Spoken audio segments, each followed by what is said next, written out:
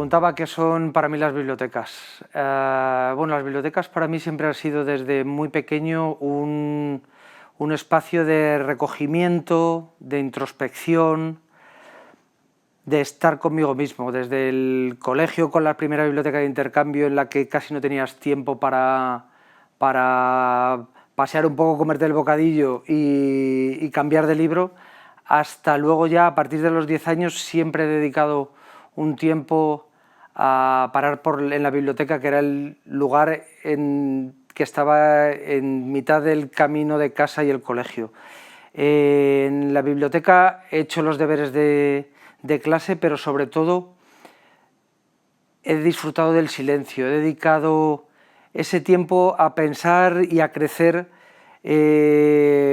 por dentro, que dedicas cuando tomas un libro, tomas 3 libros, los hojeas, los devuelves a su sitio.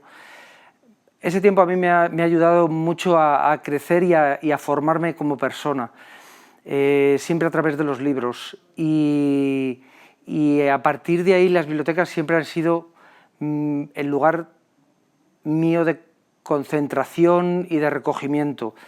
En el colegio, en la universidad, cuando ya escribía, cuando a veces iba a estudiar y en vez de estudiar escribía un relato de 20 páginas,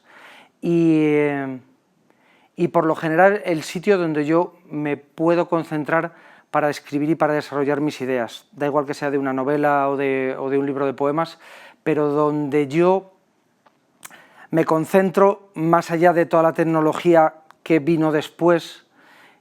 Ahí recupero ese silencio de la infancia y de la juventud, donde me centro en el escrito, en el relato. Y la belleza de la biblioteca es que es un escenario que se puede repetir y que en mi caso se ha repetido a lo largo de mi vida, tanto cuando he vivido en Madrid como en mi Salamanca natal, como cuando trabajaba en Oxford o estudiaba en Irlanda.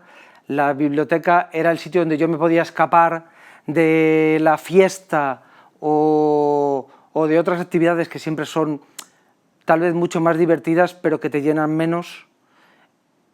Y la biblioteca era ese espacio al que yo siempre huía para aislarme y para desarrollar y para crear. Yo en Oxford escribí prácticamente entera mi primera novela y fue en bibliotecas y en los espacios en los que estoy rodeado de gente, pero donde vestido y arropado por los libros, pero donde estoy solo y centrado en el papel. Así que eso es para mí la biblioteca.